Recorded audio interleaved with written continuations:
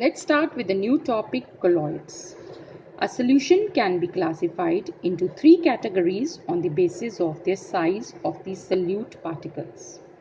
These are true solutions, colloids, and suspensions. True solutions are homogeneous, that is, has uniform composition throughout. Suspensions are heterogeneous, that is, does not have uniform composition. Colloids, they appear to be homogeneous but actually are heterogeneous. The example of true solution is the sugar solution. The example of suspension is sand in water. And the example of colloidal system is milk. Let's see the difference on the basis of their particle size. True solution have particle size less than 1 nanometer. The suspensions have particle size greater than 1000 nanometer, and the colloids have particle size between 1 nanometer to 1000 nanometer. Let's see the definition of a colloid. Colloid is a heterogeneous system in which one substance is dispersed as very fine particles in another substance called dispersion medium. The dispersed phase is generally the solute-like component, and dispersion medium is like the component, like the solvent of the solution. The difference between solution and colloid is that of the particle size.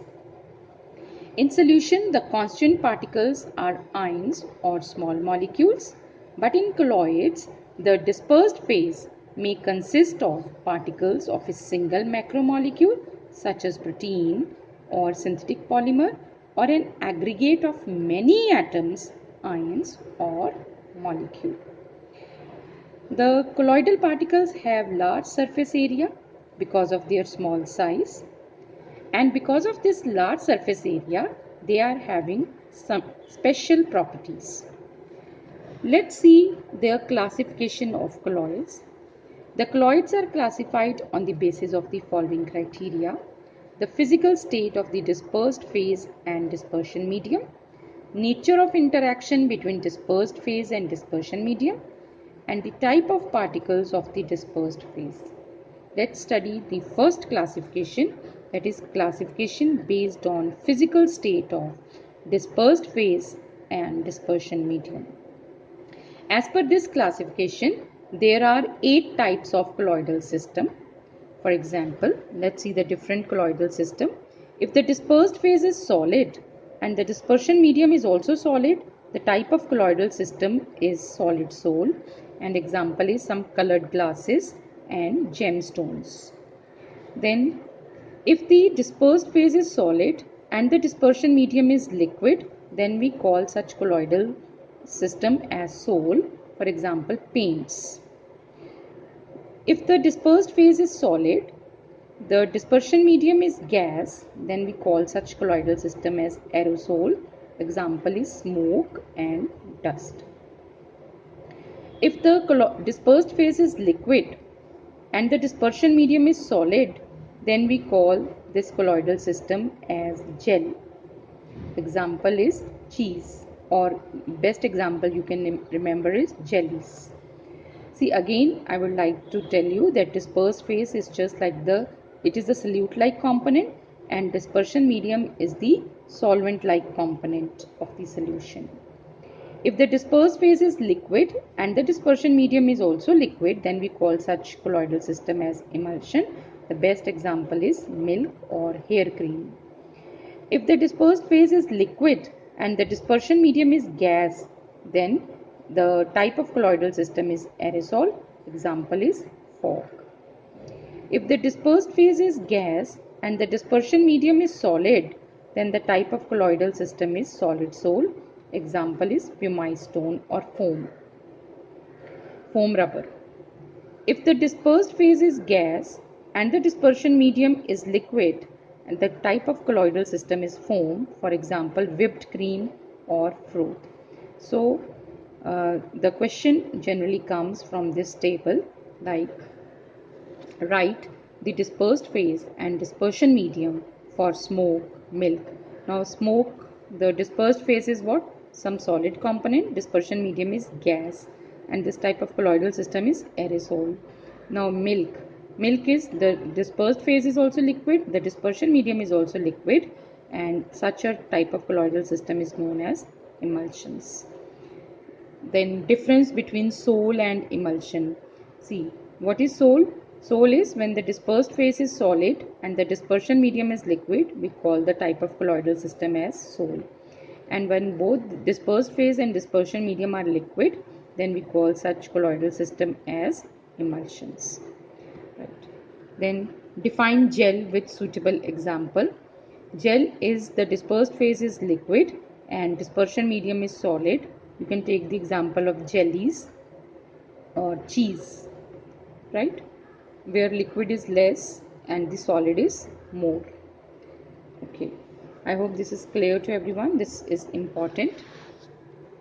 Then we come to the proteins and nucleic acids. Within a typical cell, proteins and nucleic acids are colloidal sized particles dispersed in an aqueous solution of ions and small molecules.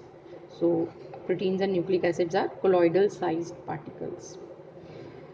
Then the most common colloidal systems are sols, which are solids in liquids.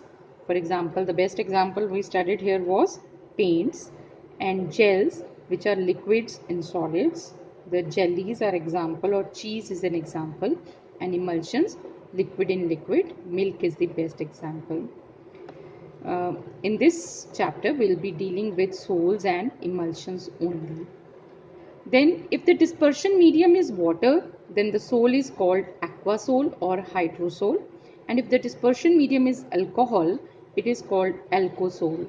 So the question generally comes, define hydrosol, aquasol or alkosol. So if the dispersion medium is water, the sol is called aquasol or hydrosol, and if the dispersion medium is alcohol, it is called alkosol. Okay, now we come to the next type of classification, which is based on nature of interaction between dispersed phase and dispersion medium. Means what kind of interaction is there between the dispersed phase and the dispersion medium. On the basis of this kind of classification, the colloidal sols are divided into two categories, lyophilic and lyophobic. Lyophilic means solvent attracting and lyophobic is solvent repelling. And if water is the dispersion medium, then we can use the term hydrophilic and hydrophobic.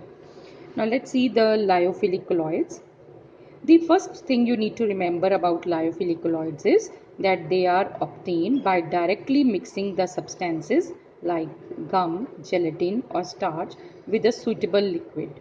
So they are obtained by direct mixing of the substances. Then the second thing is that if the dispersion medium is separated from the dispersed phase, say you separate the dispersion medium by evaporating, say water is the dispersion medium and you evaporate it, you can again reconstitute the sol by simply remixing with the dispersion medium.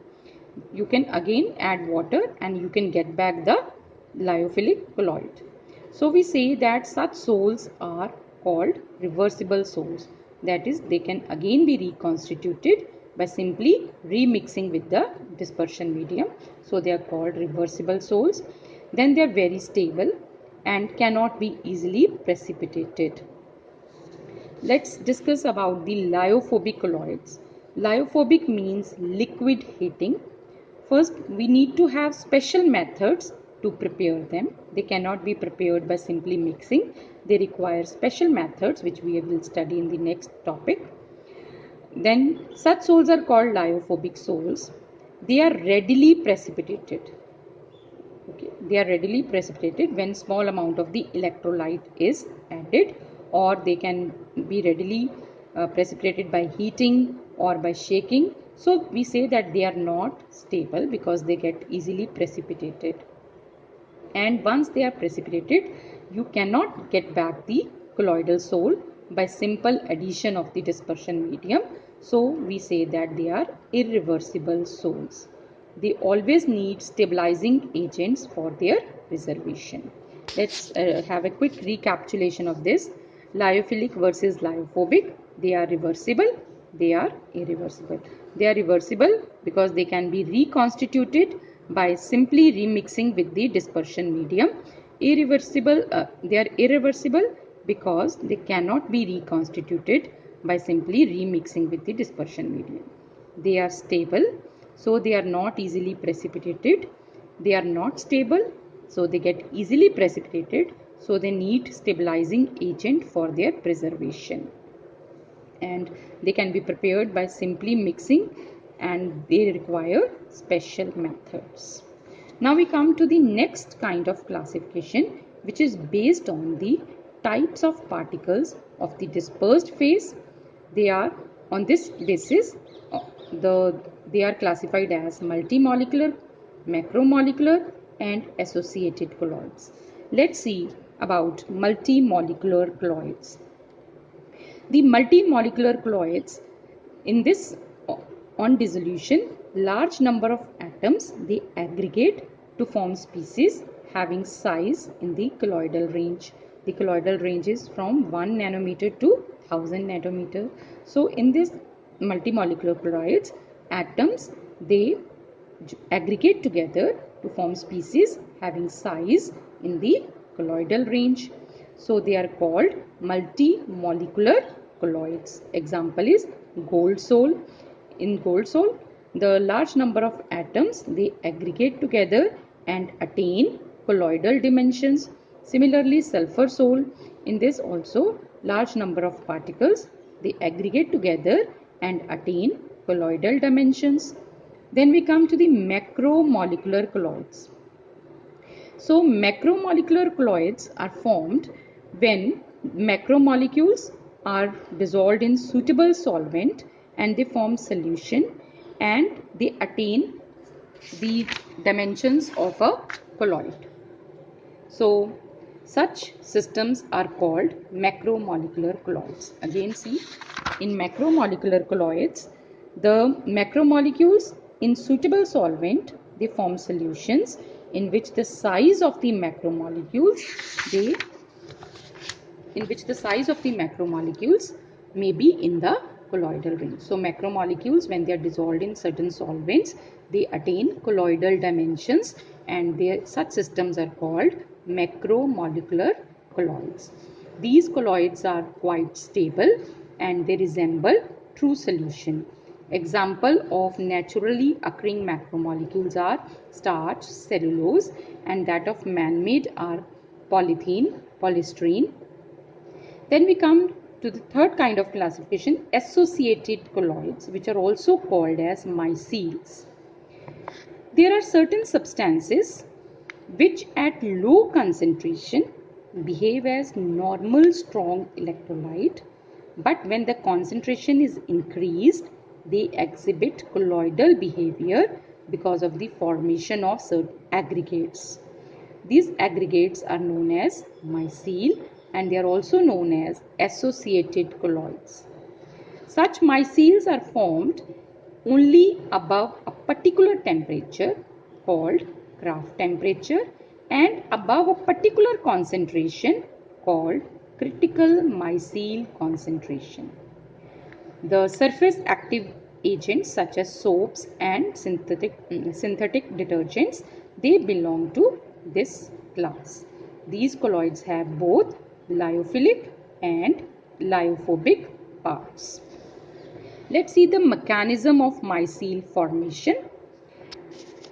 Let's study the mechanism of micelle formation. We now know that micelles are formed above a particular temperature called Kraft temperature and above a particular concentration called critical micelle concentration.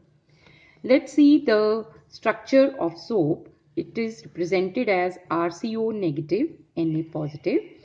Soap is the sodium or potassium salt of higher fatty acids. Let's take the example of sodium stearate, which is a major component of many bar soaps. It is represented as C17H35COO negative, Na positive. When it is dissolved in water, it dissociates into C17H35CO negative and sodium ions. Let's see the structure of this stearate ion. It has two parts. This part is hydrophobic and this part is hydrophilic. and we can represent it like this. This is the hydrophobic tail and this is the hydrophobic head, or we can say that stearate ion has a tadpole like structure with the hydrophobic tail and hydrophilic head. Now when the concentration of soap is less, then the stearate ions arrange themselves on the surface as shown here. The head is towards the water and the tail is outside the surface. Now, when the concentration is high, that is at critical micelle concentration of the soap, the stearate ions arrange themselves in the form of aggregates, and such aggregates are known as ionic micelles. Let's now see the cleansing action of soap. See, this is grease. These are the stearate ions which are attached to the grease, and then we can find here that these are the aggregates which you called as micelles. They are surrounding the dirt. Now, when a dirty cloth is put in water containing dissolved soap, then the hydrocarbon end of the soap molecule in the micelle attached to the oil or grease particle present on the surface of dirty cloth. In this way, the soap micelle entraps the oily or greasy particles by using the hydrocarbon end. The ionic end of these soap molecules, these are the ionic ends. The ionic ends of these soap molecules, however, remain attached to water. Outside we have water and they remain attached to water. Then when the dirty cloth, now when we agitate the dirty cloth, the oily and greasy particles which are present on the surface are dispersed in water, due to which the soap water becomes dirty but the cloth gets cleaned. The cloth is cleaned thoroughly then by rinsing it in clean water number of times. Thus, we can say that soap helps in the emulsification and washing away of oils and fats.